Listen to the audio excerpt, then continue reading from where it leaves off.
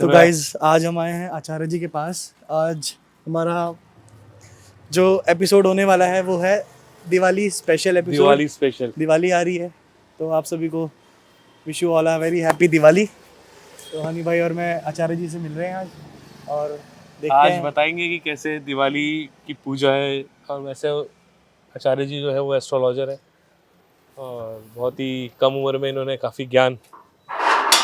आ गए आचार्य जी। आइए आइए, बहुत बहुत स्वागत है आपका। हर हर महादेव। हर हर महादेव। हर महादेव। कैसे आइए, हो आप? आइए। बढ़िया। आपके माइक लगा देते हाँ बिल्कुल बिल्कुल। माइक लगा। अरे कौन सा डॉगी है आपके? अब तो काफी बूढ़ा हो गया है ये। अच्छा क्या यार, हमने बड़ी बढ़िया वो कर रखी है। हाँ आप देखिए, पीपल, बेल, तुलसी, शमी, ये सारे स्पिरिचुअल प्लांट्स। क्या बात है, दिखाओ। बहुत बढ़िया। शम्मी का पेट तो मेरे घर भी लगा हुआ है जी, काफी अच्छा है। It's very good to remove all. ये वाला कौन सा है? ये आंवला है। अच्छा ये आंवला है ना, वही मैं कह रहा आंवला है। तो आचार्य जी इस बार दिवाली का जो टॉपिक है वो आपके साथ रहेगा और बिल्कुल मजा आएगा कि हम चाहते हैं बताएं जनता को कि कैसे किस टाइप की दिवाली लोगों को सेलिब्रेट करनी चाहिए। हाँ हाँ। हाँ। आई तो आचार्य जी कैसे हैं आप? मैं बहुत अच्छा हूँ, आप कैसे हैं? बस आपका आशीर्वाद है। अरे नहीं, सब सब ऊपर वाले का। सब ऊपर वाले का है। और कैसे चल रही है दिवाली की तैयारी? बहुत बढ़िया चल रही है, आप देख सकते हैं लड़ियां वड़ियां सब लगी हुई हैं। आपकी प्लांटेशन बहुत अच्छी लगी है।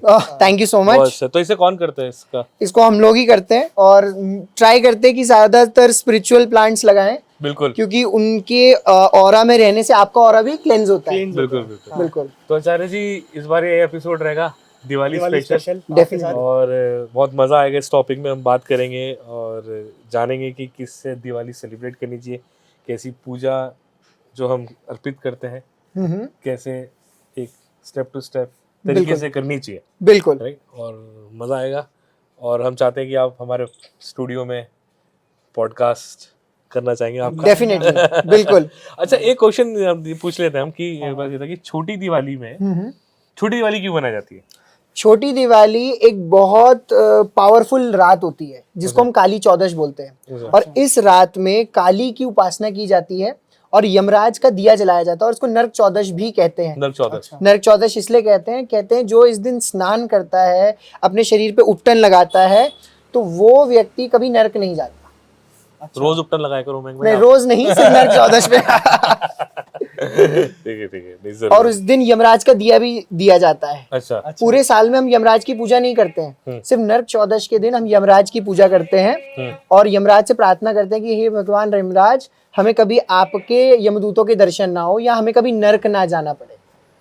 बहुत अच्छा, तो वो पूजा कैसे करते हैं? मतलब तो वो एक सिंपल सी पूजा होती है, उसमें एक दिया लिया जाता है। हम कोई भी एक आजकल बहुत सारे लोग गोबर के दिए बनाते हैं, तो गोबर का दिया घर की साउथ डायरेक्शन में किसी भी नाली के पास जलाया जाता है, या फिर आप किसी भी ड्रेनेज सिस्टम के पास वहां लगा सकते हैं, या फिर आप सिंपली अपने घर की साउथ डायरेक्शन में साउथ फेसिंग एक दिया लगाइए और उसके पास एक लोटे में पानी रख दीजिए, कुल्हड़ में पानी रख दीजिए, थोड़े से फ्लावर्स, और हाथ जोड़ लीजिए यमराज के लिए और प्रार्थना कर सकते हैं। एक सिंपल सा आप यम का दिया कर सकते हैं।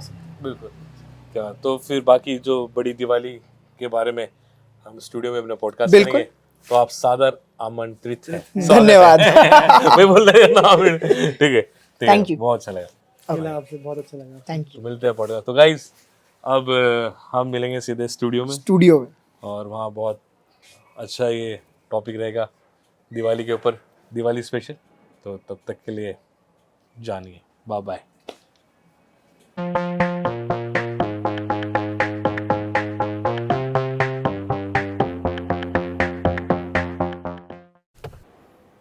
ठीक है। आचार्य जी आपने एक चीज़ बहुत अच्छी बात बोली कि जब लक्ष्मी देवी हैं तो देवी की कृपा होती है तभी लक्ष्मी आती है। तो जो घर में, जैसे मैं देखता हूँ लोगों के घर में भी जो बेटियां होती हैं, लेडीज़ होती है, वाइफ होती है, वो भी देवी होती है ना, वो भी घर का जो पूरा घर संभालती है। आप तो जिस घर में कलेश है, जिस घर में उस लेडीज़ की इज्जत नहीं है, कुछ नहीं, तो वहाँ भी मैं थोड़ा कनेक्ट कर पाया, इसलिए मेरे दिमाग में आया तो मैंने बोल दिया वो। तो वहाँ भी फिर कैसे आएगी ना, लक्ष्मी तो आएगी नहीं वहाँ पे। देखिए, लक्ष्मी कई प्रकार की होती है। जिसे हम बोलते हैं ना सिर्फ एक लक्ष्मी है, एक लक्ष्मी नहीं है, 8 प्रकार की लक्ष्मी है। फॉर एन एग्जाम्पल, आप दिन भर से ना भूखे हो, और आपके बगल में आपको आपको क्या पसंद है खाने में? मुझे तो वैसे ज़्यादातर नॉनवेज ही पसंद नॉन वेज पसंद है। चलिए, आपके नेबर में किसी ने बड़ा अच्छा सा आपका फेवरेट कोई डिश बटर चिकन बनाया है और वो आपके लिए लेके आ गए और आप खुश हो, अरे वाह अब तो मैं चिकन खाऊंगा, पर आप खा नहीं सकते क्योंकि आपको फिजिकल प्रॉब्लम है, आपका लिवर ने मना कर दिया कि नहीं खा सकते। तो ये चीज़ अन्न लक्ष्मी की कृपा नहीं है आप पे। अच्छा। देखिए, अगर हमें किसी चीज़ का उपभोग करना है तो उसके लिए हमें उस लक्ष्मी की कृपा चाहिए। बहुत सारे लोग होते हैं, बहुत पैसा होता है पर पैसा खर्च ही नहीं कर पाते, ज़िंदगी भर वो कंजूसी करते हैं, वो कभी पैसा खर्च नहीं कर पाते, एसी में नहीं रह पाते, तो वो कहीं ना कहीं वैभव लक्ष्मी की कमी है। तो ऐसे ही लक्ष्मी 8 प्रकार की हैं जिनको अष्टलक्ष्मीज बोलते हैं। तो जब तक हमारे ऊपर अष्टलक्ष्मी से किसी एक लक्ष्मी की कृपा नहीं होगी, किसी एक की कृपा है पर दूसरे की कृपा नहीं है, तो हम उसको नहीं प्राप्त कर सकते। लक्ष्मी का मतलब है लक्ष्य तक पहुंचाने वाली, लक्ष्मी। जो अब नॉर्मल एक उसमें बताऊं तो लक्ष्मी जो मुझे लक्ष्य तक पहुंचा दे, लक्ष्मी जो मुझे लक्ष्य तक पहुंचा दे वो लक्ष्मी है। तो एक स्टोरी भी आती है कि भाई लक्ष्मी किसके घर में रहती है।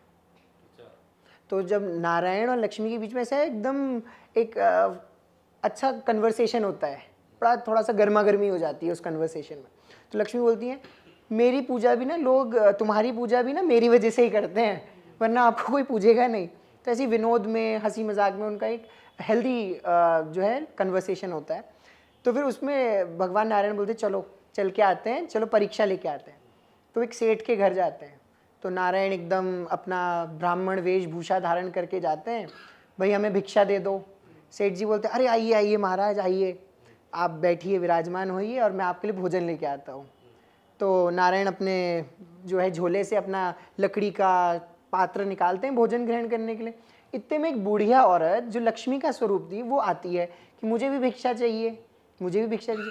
तो वो बोलते आइए आप भी आइए और भिक्षा ग्रहण कीजिए।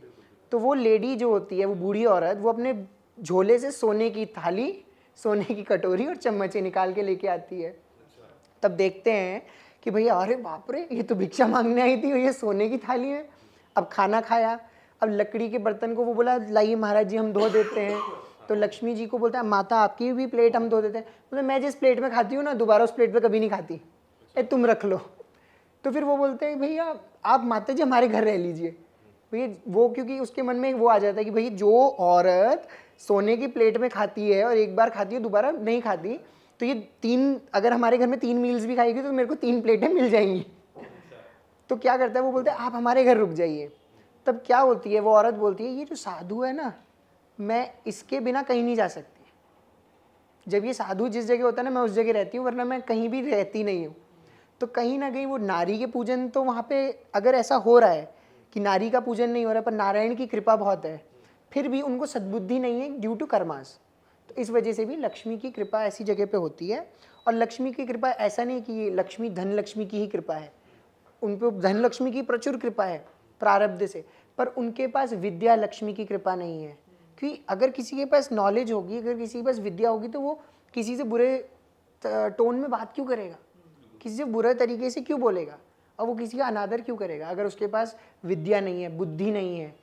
तो आचार्य जी एक चीज़ पूछना चाहूँगा, जैसे बहुत सारे पंडित जी बताते रहते हैं कि लक्ष्मी जी किसी के घर में पूर्ण रूप से विराजमान नहीं रहती, मतलब कि धन आता है सबके पास लेकिन वो खर्च हो जाता है, चले जाता है। तो तब बताया जाता है कि लक्ष्मी जी आ रही हैं लेकिन विराजमान नहीं हो रही हैं वो, तो ये क्या? लक्ष्मी कभी विराजमान नहीं हो सकती। लक्ष्मी कहीं भी स्थिर रूप में रह ही नहीं सकती। और चलो ठीक है, मैं आपको 1 करोड़ रुपए देता हूँ, उसको आप खर्च ही मत करो, अपने पास रखो, तो आपको कोई फायदा है उसका? नहीं। आप लक्ष्मी को अगर रख रहे हो तो आप लक्ष्मी का फायदा नहीं ले पाओगे। लक्ष्मी अगर एक जगह स्थिर है, अगर शक्ति को आप कहीं भी, एनर्जी को आप कहीं भी रोक रहे हो, तो उसका आप बेनिफिट्स नहीं ले सकते। पर जब एनर्जी फ्लोइंग मोमेंट में जाएगी तब आप उससे कई चीज़ें कर सकते हो। फॉर एग्जाम्पल, मैं आपको 1 करोड़ रुपए दूँ, आप उससे लैंड खरीदोगे, आपने जिससे लैंड खरीदी वो 1 करोड़ रुपए उसके पास चले गए। अब उसने अपने लिए कार खरीदी, तो वो कार खरीदी जिससे, तो उसने 1 करोड़ रुपए उसको दे दिए। तो मनी जब फ्लो करता है तब जो जैसे एक अच्छी इकॉनमी के लिए पैसा फ्लो करना चाहिए, तो वैसे एक हैप्पी वेलबींग के लिए आपकी लाइफ में भी पैसे का फ्लो होना चाहिए। और दूसरी चीज़ मैं आपको बताता हूँ, लक्ष्मी का हाथ देखा है कभी? नहीं। कैसा होता है लक्ष्मी का हाथ? ऐसे होता है। ऐसे हाँ, लक्ष्मी जी की मूर्ति ऐसे ऐसे होती है। तो वो बोल रही है कि फ्लो, वो अपने हाथ से दे रही हैं, वो कभी ऐसे ही नहीं कर रही हैं। अब वो जिसको उन्होंने कृपा दी है कि भाई मैं तेरे को ऐसे दे रही हूँ, तो तुम ऐसे मत रखो, तुम भी ऐसे रखो, तुम भी फ्लो में जाओ। क्योंकि जब आपके थ्रू फ्लो होगा, जैसे एक एफर्मेशंस होती हैं कि money is flowing through me, money तो फ्लो हो रहा है, मनी तो फ्लो हो गई, आपके पास पैसा आया है तो आपको खर्च करने के लिए आया, रखने के लिए नहीं आया, पर पैसा खर्च हो आपके थ्रू, तो वो चीज़ जो है फलित होती है। तो उस चीज़ में मज़ा है। पैसे को बचा करके मज़ा नहीं है, पैसे को जब आप फ्लो में लाते हैं उसमें मज़ा है। अच्छा, तो धनतेरस पे मतलब क्या क्या खरीदना चाहिए हमको? देखिए, धनतेरस में जो एक हमारी प्रथा बनी है कि हमें हमेशा सोना, चांदी या प्रीशियस मेटल्स ज़रूर लेने चाहिए। अब हमें स्टील को अवॉइड करना चाहिए, स्टील को हमेशा अवॉइड करना चाहिए, क्योंकि उस ज़माने में स्टील नहीं था। जिस ज़माने में जो हमारे पूर्वज लोग थे, स्टील तो अभी आया है, तो उस ज़माने में स्टील नहीं था। और काफ़ी सारे लोग अभी भी चम्मच, कटोरी ये सब खरीद।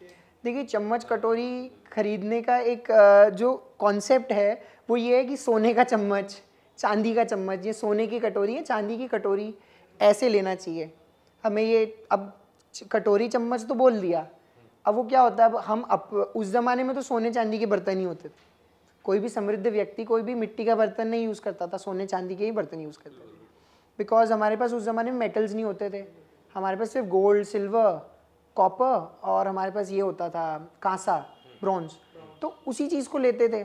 स्टील तो था ही नहीं, स्टील तो अभी आया है, कुछ 100 साल पहले ही आया है स्टील। तो स्टील को हमेशा हमें अवॉइड करना चाहिए। और प्रीशियस मेटल्स जैसे गोल्ड, अगर आप गोल्ड नहीं ले सकते तो आप सिल्वर तो लीजिए ही लीजिए, चांदी ज़रूर लेना चाहिए। और अगर कोई लोग ये सब भी अफोर्ड ना कर पाए, उनके लिए उनको क्या लेना चाहिए? देखिए, सबसे ज़्यादा अगर आप कुछ अफोर्ड नहीं कर सकते, आप सिर्फ केसर खरीद के लाइए, केसर खरीद के लाइए। और केसर का तिलक आप नियमित रूप से अपने माथे पे करिए। उससे क्या होगा, उससे आपके जो प्लैनेट्स हैं वो अच्छे पोजीशन में आएंगे केसर से, क्योंकि केसर समृद्धि का प्रतीक है।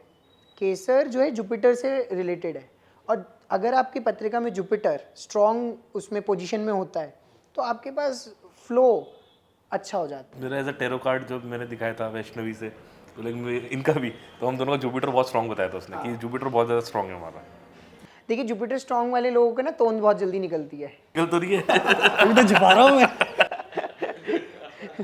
अगर आपको देखना है किसी का जुपिटर स्ट्रॉन्ग है तो आप उसके पेट को देखिए, तो आप बता सकते हैं, आप प्रिडिक्ट कर सकते हैं कि उसका जुपिटर स्ट्रॉन्ग है। वैसे मेरी भी मैं छुपा के रखता हूँ थोड़ी। मेरी तो अब निकल गई। अब एक मेरा है क्वेश्चन, जैसे दिवाली आती है तो एक पूरी टाइमिंग्स होती है कि भाई इस शाम को इतने बजे वो पूजा हो जानी चाहिए, कंप्लीट हो जानी चाहिए, और एज अ एस्ट्रोलॉजी जैसे है उसके अकॉर्डिंग हमें दिवाली में किस टाइप की पूजा करनी चाहिए? देखिए, दिवाली में कई प्रकार की पूजाएं आप कर सकते हैं। अगर आप पैसा चाहते हैं तो पैसे की पूजा, जैसा डिमांड वैसा सप्लाई। दिवाली एक महारात्रि है, इस रात्रि में आप जो चाहें वो कर सकते हैं। आप अपनी लाइफ को अच्छा कर सकते हैं, अपनी लाइफ को बिगाड़ भी सकते हैं, दूसरे की लाइफ को भी बिगाड़ सकते हैं, क्योंकि बहुत सारे spells, magic, black magic specially वो इसी दिन किया जाता है, चौदश और अमावस्या के दिन। क्योंकि अगर आप चौदश देखें और अमावस्या देखें तो ये काली चौदश, काली की पूजा की जाती है। 10 महाविद्याओं में जो सबसे पहली विद्या है उस काली की उपासना की जाती है। और काली की उपासना के साथ साथ सिद्धियां प्राप्ति की भी ये रात है। जैसे हमारे यहाँ पे रात्रियाँ बताई गई हैं, काल रात्रि, महारात्रि, मोहरात्रिश्च दारुणा, ये 4 रात्रियाँ बताई गई हैं। दिवाली की रात, होलिका दहन की रात और अष्टमी की रात।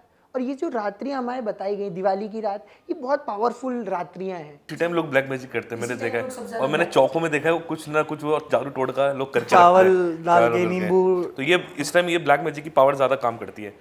और जो लोग तांत्रिक होते हैं जिन्हें भी इसमें रिद्धि सिद्धि है तो उसमें भी। देखिए, तांत्रिक, मैं एक चीज़ में आपको करेक्ट करना चाहूँगा, तांत्रिक कोई नेगेटिव वर्ड नहीं है।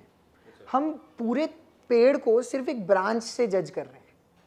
तंत्र को, जो हमारा तंत्र शास्त्र है, हम पूरे तंत्र शास्त्र को सिर्फ एक टहनी से जज कर रहे हैं कि हम देख रहे हैं मारण, मोहन, वशीकरण, किसी को तंग कर दिया, किसी को अपने वश में कर दिया, तो हम इसी को तंत्र समझ रहे हैं, बल्कि तंत्र इज टोटली डिफरेंट।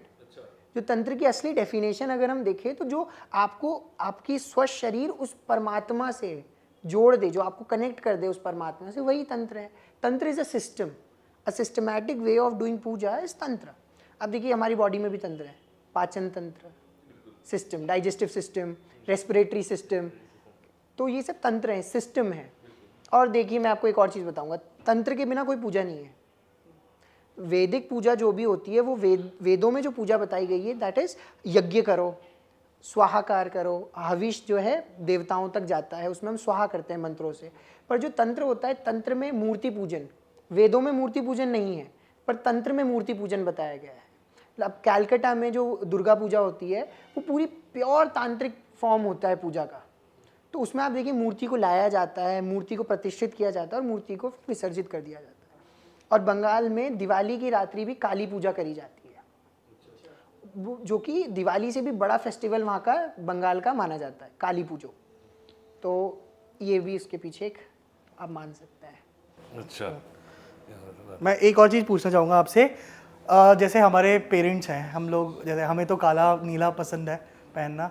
अब दिवाली के दिन जिस दिन पूजा होती है तब काला मैंने भी पहना है। तो लेकिन स्पेशली हमारे पूर्वज या फिर हमारे पेरेंट्स जो भी हैं वो बोलते हैं कि काला नीला नहीं पहनना है, कोई भी ऐसे शुभ कार्य में नहीं पहनना। जब मेरी शादी हुई थी तब मुझे बोला काले रंग का तो सूट नहीं सिलवाएगा तू बिल्कुल भी। तो ऐसा ये मतलब कलर का क्या डिफरेंस क्या होता है इस चीज़ में? देखिए कलर्स, हर चीज़ रंगों और तरंगों से बनी है, हर कलर का एक अलग वाइब्रेशन है। जैसे हम माथे में जो रेड कलर का टीका लगाते हैं तो उसका भी एक अलग कॉन्सेप्ट है।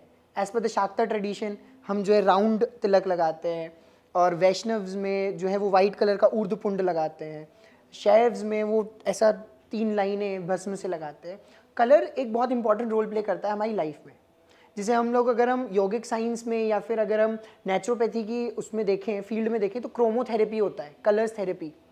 तो कलर्स हमारे जीवन में बहुत इंपॉर्टेंट रोल प्ले करते हैं क्योंकि हर चीज़ रंगों से और तरंगों से बनी है।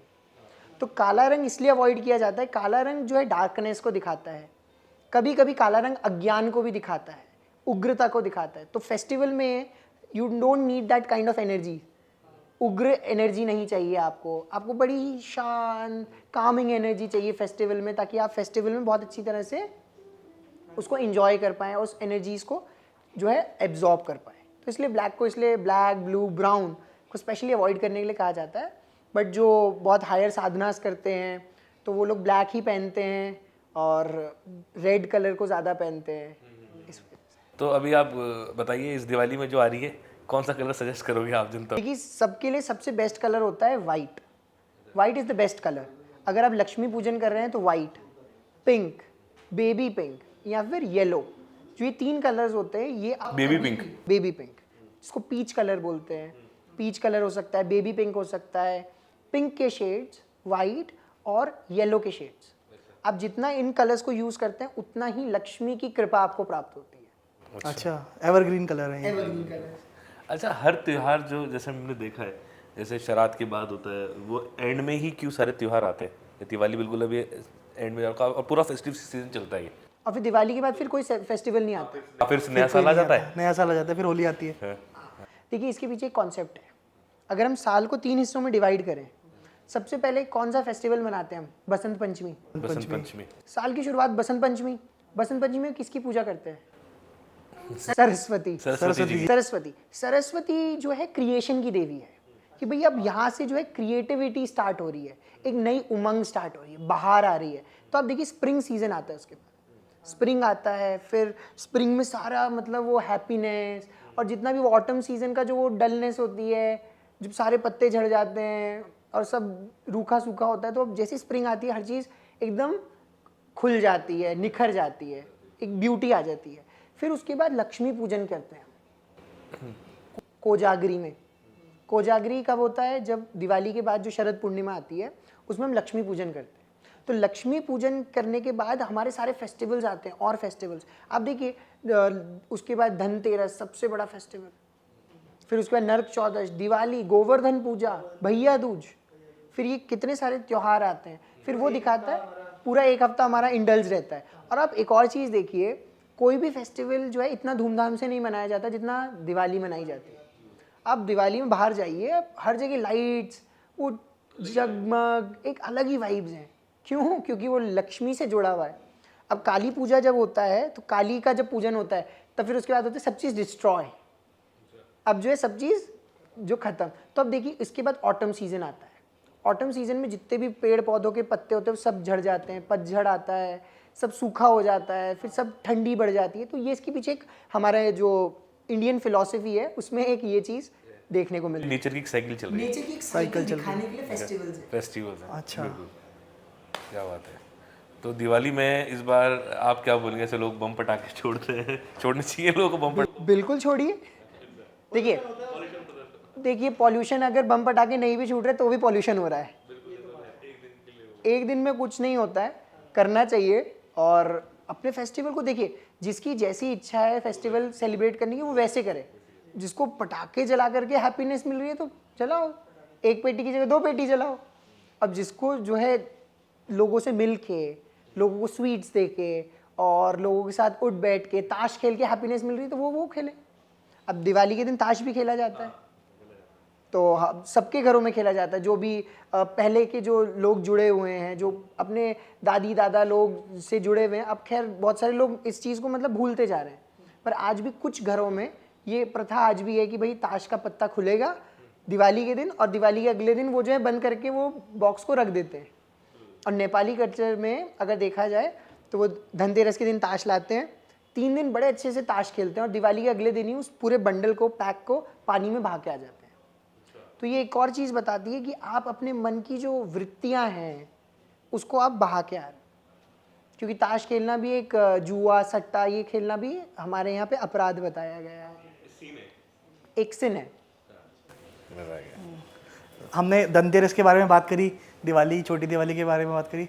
मैं गोवर्धन पूजन के बारे में बात करना चाहूँगा। मतलब उसका क्या महत्व होता है, क्यों मनाया जाता है? जैसे बोला जाता है कि लॉर्ड कृष्णा को पूजा जाता है उस दिन, तो उसके बारे में बताइए कुछ। देखिए ये स्टोरी तो हम सब जानते हैं, कृष्ण जी ने जो है अपनी छोटी उंगली पे गोवर्धन को उठाया था। और एक और चीज़ मैं आपको बताना चाहूँगा जो हमारे नॉर्थ में, हमारे उत्तराखंड में तो नहीं होती, पर अगर आप यूपी साइड देखें या फिर मध्य प्रदेश साइड देखें तो वहाँ पे अन्नकूट फेस्टिवल भी मनाया जाता है इस दिन। उस बहुत सारा खाने का ढेर बनाते हैं और खाने के ढेर को भगवान को अर्पित करते हैं। तो ऐसे जो है 56 भोग अर्पित किए जाते हैं और ये खाने से रिलेटेड है। और अन्नकूट की एक सब्जी बनती है, इसमें एक बड़ी स्पेशल सब्जी होती है जिसको मिक्स वेज भी बोल सकते हैं। सारी सब्जियां घर की मिलाई और जो है बना दिया। इसके पीछे एक और कॉन्सेप्ट है, डॉक्टर पुष्पेश पंत बताते हैं, जो एक बहुत अच्छे जो है फूड के ऊपर उन्होंने रिसर्च करी है। आई थिंक उन्होंने PhD करी है फूड पे, डॉक्टर पुष्पेश पंत। तो वो बताते हैं कि क्या होता था, मार्केट बंद रहती थी। धनतेरस के दिन तो खुलता था मार्केट, नरक चौदश पे भी खुलता था, पर दिवाली के दिन मार्केट नहीं खुलता था। तो अगले दिन तो छुट्टी होती थी, अगले दिन भी छुट्टी, उससे अगले दिन भी छुट्टी। तो क्या करते थे, घर की जितनी भी औरतें, जितनी भी सब्जी होती थी वो सब एक साथ बना लेते थे। तो इस वजह से वो एक साथ अन्नकूट बनाने के कारण ये जो गोवर्धन पूजा है वहाँ पे ये अन्नकूट बनना एक प्रथा के रूप में चालू हो गया।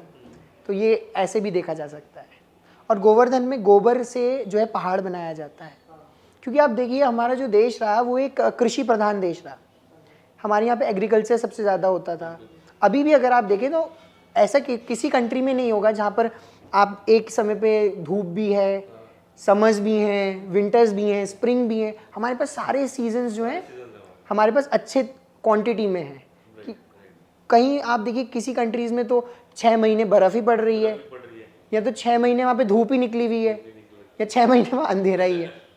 तो इसलिए हमारे यहाँ पे जो गोबर को धन के रूप में देखा जाता है। क्योंकि क्या हुआ, जब गौ माता में सारे देवताओं का प्रवेश हुआ तो लक्ष्मी और गंगा जो है लेट हो गई थी। अब जब लक्ष्मी और गंगा लेट हुई तो उन्होंने गौ माता से बोला कि भैया गौ माता तो हम कहाँ हैं तुम्हारे शरीर में। तो बोलती है कि उस समय वो जो है गोबर करती है गौ, तो गोबर में बोलती है लक्ष्मी तुम गोबर में आ जाओ, और गंगा को बोला तुम मूत्र में आ जाओ। तो इसलिए गौमूत्र को साक्षात गंगा का ही स्वरूप माना जाता है, तभी उसको जो प्योरिफिकेशन के लिए पिया भी जाता है और जो है फ्लोर्स में लगाया भी जाता है, ताकि हमारे घर में एक पॉजिटिविटी रहे। और आजकल तो आप जानते ही हैं गॉन ऑयल और कितने सारे प्रोडक्ट्स हैं जो गौमूत्र से बने हैं, क्लीनिंग के प्रोडक्ट्स। हाँ, अच्छा। तो एक आखिरी सवाल पूछना चाहूँगा आपसे। आप क्या बताना चाहेंगे जनता को, लाइक दिवाली में किस तरह की पूजा करनी चाहिए, क्योंकि और कई लोग stars से related। हाँ, कई लोग अलग तरीके से पूजा करते हैं, कई लोग हवन करते हैं दिवाली के दिन, कुछ लोग नहीं करते हैं। तो एक कॉमन बताइए आपकी कैसे करनी चाहिए पूजा? देखिए, अगर एक कॉमन तरीके से देखा जाए तो सबसे बढ़िया तो वही है जो आपके पूर्वज करते आ रहे हैं, क्योंकि वो आपके डीएनए में हो चुका है। फॉर एन एग्जाम्पल, मेरे दादाजी ने जो किया वो मेरे पिताजी ने देखा, तो मेरे पिताजी भी सेम उस चीज़ को फॉलो कर रहे हैं। अब मैंने अपने पापा को देखा कि भैया पापा तुम तो एक सेम चीज़ फॉलो कर रहे हो, सेम पैटर्न पूजा में, तो मैं भी वो सेम पैटर्न फॉलो कर रहा हूँ। अब मेरी जो संतान है वो भी देखेगी अरे पापा तो सेम पैटर्न फॉलो कर रहे हैं, तो मैं भी सेम पैटर्न फॉलो करूँ। तो इसलिए हमें जो हमारे कुल परंपरा में जो हमारे पूर्वज जिस पैटर्न को फॉलो करते आ रहे हैं, हमें वही फॉलो करना चाहिए, वही सबसे बेस्ट है, क्योंकि वो हमारे डीएनए में फीड हो चुका है। क्योंकि अगर हम उसको नहीं करेंगे तो वो जो देवता जो घर में बैठा है या जो हमारे जो एंटिटीज़ हैं, जो हमारे घर के एंटिटीज़ हैं, उनको तो भाई इतने सालों से वही चीज़ मिल रही है, सेम प्रोसेस। अब प्रोसेस में कहीं भी गड़बड़ हुआ तो बोलेंगे अरे भाई गड़बड़ हो गया, मैं तो गड़बड़ा गया, तो फिर वो चीज़ प्रॉब्लम करती है। तो इसलिए जैसा घर में चल रहा है वैसा करें, और एक्स्ट्रा क्या कर सकते हैं, क्योंकि वो तो आप करें ही करें, और प्लैनेट्स के हिसाब से अगर देखा जाए तो पैसे को पूजें। अगर आप देखें तो अगर आप कलसांग गए हो तो वहाँ पे आपने देखा होगा तो एक मनी वॉल है, वहाँ पे हर कोई जाकर के कॉइन्स और नोट्स लगाता है। ऐसी हमारी क्लाइंट हैं, उनका एक वो है इंडस्ट्री है उनकी, क्रिकेट बैट्स और स्पोर्ट्स की, एमपी स्पोर्ट्स करके। तो मैंने उनके पास भी ये चीज़ देखा है कि उन्होंने अपने काउंटर में बहुत सारे पैसे बिछाए हुए हैं, उसके ऊपर एक ग्लास रखा हुआ है। फॉर एन एग्जाम्पल, जो ये टेबल है इसके नीचे बहुत सारे पैसे रख दें और फिर इसको टेबल लगा दें, तो वो चीज़ देखा है। तो जिस चीज़ को हम ज़्यादा देखते हैं या जिस चीज़ को हम ज़्यादा चेरिश करते हैं वही चीज़ हमारे पास ज़्यादा आती है। तो मनी बोल सब बना सकते हैं, ये बहुत सिंपल है। एक कटोरा लीजिए, डोंगा लीजिए, स्टील को अवॉइड करना है। आप चांदी का ले सकते हैं, सोने का ले सकते हैं, कॉपर ले सकते हैं या ब्रॉन्ज ले सकते हैं। अब उसके अंदर बहुत सारी करेंसी डाल दीजिए, कॉइन्स, नोट्स, एकदम फुल कर दीजिए उसको। उसके बाद उसी को लक्ष्मी और कुबेर और गणेश जी का स्वरूप मान करके उसी को ही पूजिए। उस पर थोड़े से आप चावल चढ़ाइए, केसर में रंगे चावल चढ़ाइए, केसर में रंगे, और उसी जो डोंगा है उसमें आप केसर का तिलक लगाइए और उसी को पूजिए। तो इसको पूजने के बाद आप इसका जो मनी है थोड़ा सा अपने पास रख लीजिए, और थोड़ा सा जैसे मैंने बताया था फ्लो होना चाहिए पैसे का, तो उसका फ्लो करे, तो वो आपको बहुत अच्छे बेनिफिट्स देगा। तो ये मनी बोल का पूजा एक हमारे धर्म में कहा गया है कि धन को पूजो, क्योंकि धन लक्ष्मी का स्वरूप है। जिसको ज़्यादा पूजोगे वही आपके जीवन में ज़्यादा आएगा। तो पैसे के साथ साथ हम लोग सोना चांदी भी रख सकते हैं? डेफिनेटली। अच्छा, सोना चांदी बहुत पावरफुल मेटल है। सोना चांदी एक बहुत पावरफुल मेटल है। अच्छा, सोना इतना महंगा क्यों है? कुछ तो बात होगी। दिन पे दिन। और डायमंड रखे नहीं, वो स्टोन है, वो स्टोन है, प्रीशियस है, पर अब स्टोन को अगर आप बेचने जाओगे तो आपको इतना प्रॉपर वैल्यू नहीं मिलती है। आप किसी भी स्टोन को बेचने जाएंगे, जैसे हमने हाथ में पहना है, आपने भी पहना है, आप स्टोन को दोबारा उसकी रीसेल वैल्यू कुछ नहीं है, बट गोल्ड की रीसेल वैल्यू है, बढ़ती जाती है। बस आपसे वो थोड़ा सा माइनस करेंगे, बिकॉज सोना जब हम बेचने जाते हैं तो कहीं ना कहीं हमसे कुछ ना कुछ माइनस करेंगे, बट आपको उसका प्राइस हमेशा बढ़ करके ही मिलेगा। तो इसलिए मेटल्स को बहुत पावरफुल माना गया है, और मेटल्स में कंडक्टिविटी है, आप बिजली उसके थ्रू आप उसको कर सकते हैं, करंट ट्रांसफ़र करते हैं। वैसे ही हमारी बॉडी भी मेटल्स के साथ रिएक्ट करती है। क्यों कहा गया कि कड़ा पहनो, क्यों कहा गया कान में सोना पहनो? कहीं ना कहीं उसके पीछे कोई ना कोई साइंटिफिक जो है पहलू भी है और स्पिरिचुअल पहलू तो है। तुम भी सोना पहना, तुमने तो क्या चमकीला चमकीला पहन रखा है। पर अब मुझे आचार्य जी बताएंगे कि मैं क्या पहनूं। आचार्य जी किस कानों में सोना जरूर पहनना चाहिए, और जैसे आपने एक कान छिदाया तो आपको दोनों छिदाने चाहिए। जैसे ये एक संस्कार है जो हमारे धर्म में 16 संस्कार बताए, वैसे उसमें से कर्ण भेदन संस्कार होता है। इसमें आपको अपने कानों को भेदना चाहिए, दोनों कानों को। इसके पीछे अगर साइंटिफिक अगर हम इसका वो देखें तो सुजोक थेरेपी में सारी ब्रेन्स की और जो हमारा नर्वस सिस्टम होता है उसके पॉइंट्स होते हैं ये। तो जब यहाँ पे एक हल्का सा प्रेशर होता है तब हमारे जो पॉइंट्स होते हैं वो हमेशा एक्टिवेट रहते हैं। तभी कहा गया चुटिया रखने के लिए। यहाँ पे जो ब्रह्मरंध्र होता है इसमें अगर हल्का सा प्रेशर रहता है तो हम हमेशा अवेकन रहते हैं, हमारी चेतना हमेशा जागृत रहती है। जो थर्ड आई होता है, जो आज्ञा चक्र होता है, यहाँ पे भी एक हल्का सा प्रेशर होना चाहिए, सो दैट आपका जो पीनियल ग्लैंड है वो अच्छे से जो है आपको बेनिफिट्स देता रहे, आपकी बॉडी को बेनिफिट्स देता रहे। तो इसके मेडिकल बेनिफिट्स भी हैं और स्पिरिचुअल बेनिफिट्स तो हैं ही। यार बहुत खूबसूरत चीज़ आपने बताई है, मतलब मुझे बहुत मज़ा आया। मेरे को भी बहुत मजा और हम सोच रहे हैं कि इसका पार्ट 2 रखें, तो मैं ऑडियंस, अपनी जनता से, अपने फैमिली से ही बोलूँगा कि कमेंट करें कि हम क्या टॉपिक आचार्य जी के साथ किस टॉपिक में हम बात कर सकते हैं, कमेंट करें, और ताकि फिर हम दोबारा एक पार्ट 2 रखेंगे किसी और टॉपिक में, जैसे हमारी जनता चाहेगी। और मज़ा आया आचार्य जी, बहुत अच्छा लगा आपसे मिलके। और आप जनता को बताइए थोड़ा दिवाली थोड़ा सेफ बनाइए, और आपको सबको happy Diwali. Wish you all a very happy Diwali. Be safe, खुश रहिए, और लाइक शेयर और घंटा बजाना ना भूलिएगा। Bye bye, happy Diwali. Happy Diwali. आप भी बोल दीजिए। Bye, happy Diwali.